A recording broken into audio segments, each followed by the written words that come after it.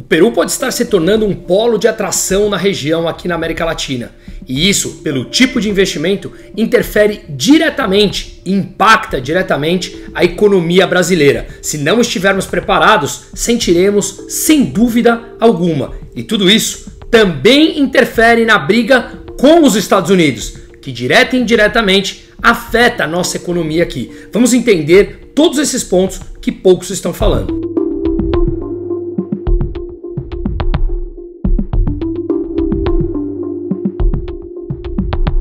Antes de começar, meu nome é Bruno Musso, sou economista, sócio da Aquavera Investimentos e comento o programa 3 em 1 da Jovem Pan diariamente das 4 às 6 da tarde.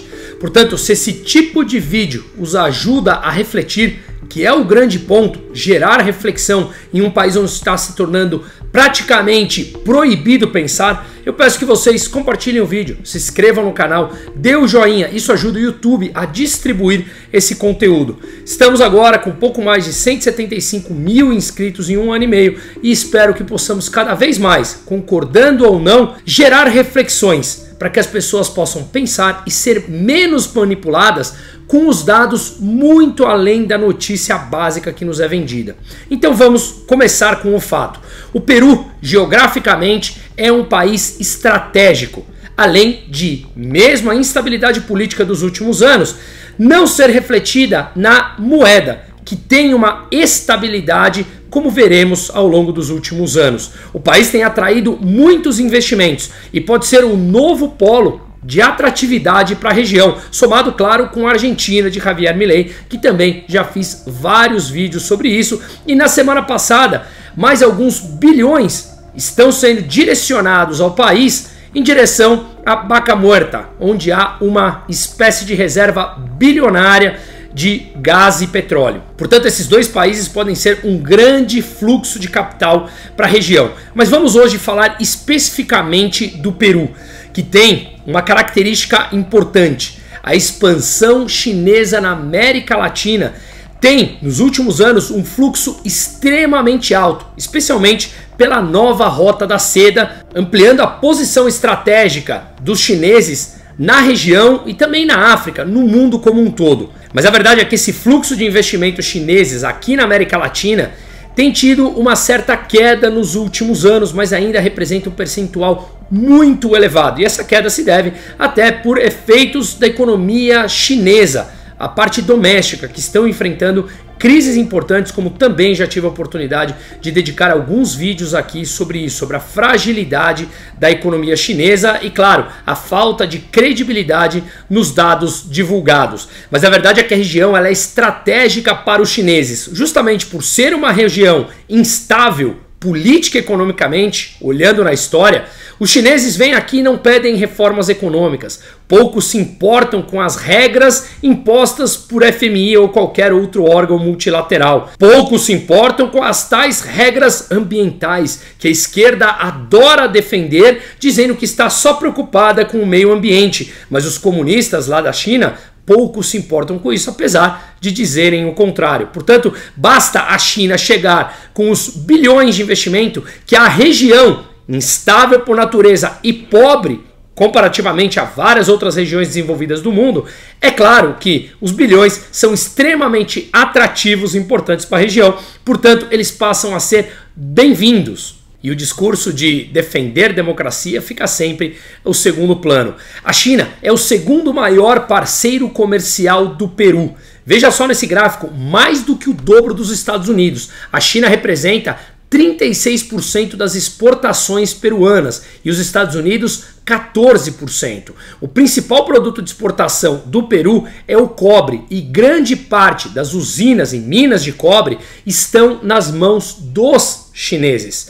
Grande parte já está na mão dos chineses, que obviamente são empresas controladas pelo governo chinês. Inclusive, no setor elétrico, uma empresa chinesa comprou da Enel por 3,1 bilhões de dólares o seu controle e assim controla grande parte desse setor no Peru. A empresa é a China Southern Power Grid. Portanto, o Peru é o principal nexo de conexão entre a América do Sul e o Sudeste Asiático. E nesse contexto, nasce o mega projeto, em novembro de 2024, que inaugurou o porto de Chancay, que é a 70 quilômetros a norte de Lima, na capital do Peru. E uma cidade com pouco mais de 60 mil pessoas, uma cidade pequena.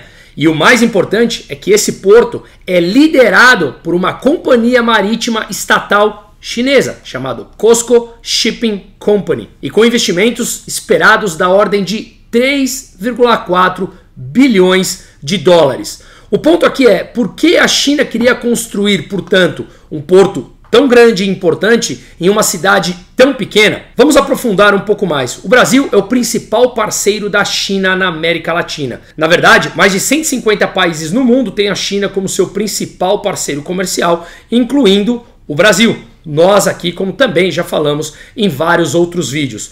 Um navio, na média, saindo de Xangai até Manaus, ele demora na média 35 dias e ele obrigatoriamente precisa passar pelo Canal do Panamá, como vocês conseguem ver nessa imagem aqui, e não é à toa que a China também está investindo no Canal do Panamá, e Trump, quando voltou à presidência dos Estados Unidos, comprou essa briga contra os chineses, ou seja, para que o Panamá dependesse menos dos chineses, para que eles não controlassem essa região. Portanto, um navio demora na média 35 dias de Xangai até Manaus. E aqui, criando uma nova rota, incluindo o porto de Chancay, ele poderia diminuir esse prazo em até 10 dias, ou seja, 1/3 do prazo seria diminuído, uma economia brutal, não apenas de dinheiro, mas também, obviamente, de tempo, que nesse caso se traduz em mais dinheiro.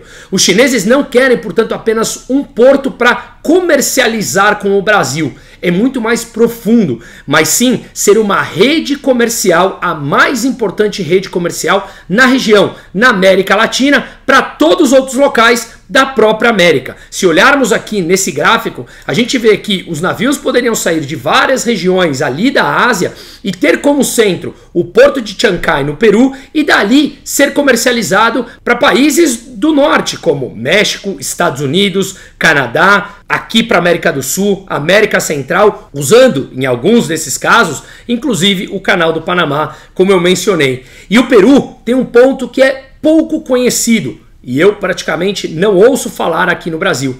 Ele é um país com numerosos acordos comerciais de livre comércio com Canadá, Estados Unidos, México, Austrália, União Europeia, Japão, Mercosul. São 23 países de acordos de livre comércio que o Peru tem, totalizando por volta de 3 bilhões de pessoas. Portanto, ao receber os produtos no Peru, ele passa a ter um acordo de livre comércio com vários outros países do mundo e o teu produto fica muito mais competitivo e, como falei, também diminui o prazo. Então você tem um prazo menor para os produtos chegarem a um custo menor com acordos de livre comércio. É claro que o teu produto chega muito mais competitivo e aqui mostra uma região extremamente importante. E o ponto aqui é que a China será o único administrador do porto de Chancay. Inclusive, essa é uma luta que chegou até os tribunais peruanos, dizendo que isso afeta a lei de livre concorrência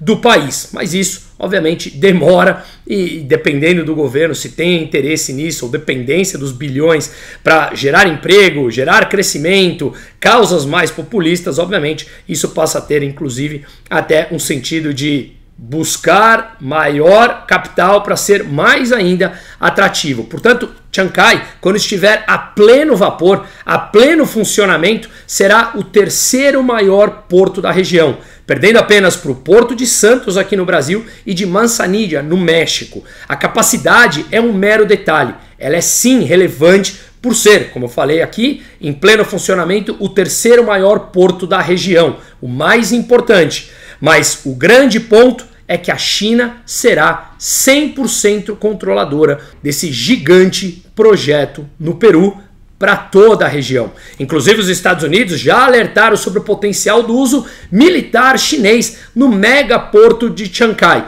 Isso, claro, gera uma série de discussões. Não sabemos se isso tem sentido ou não, mas claro, há um enorme receio. Eu particularmente duvido que a China queira usar o Peru, Chancai mais exclusivamente, como um centro militar. Mas de qualquer maneira, ela passa a ter acesso a dados relevantes que podem municiar o governo chinês e ter um controle maior da própria região. Portanto, temos que ficar de olho nisso. Mas a coisa ainda vai ficando mais interessante e mais aprofundada. Chancai terá um investimento de 3,6 bilhões quando tiver 100% concluído.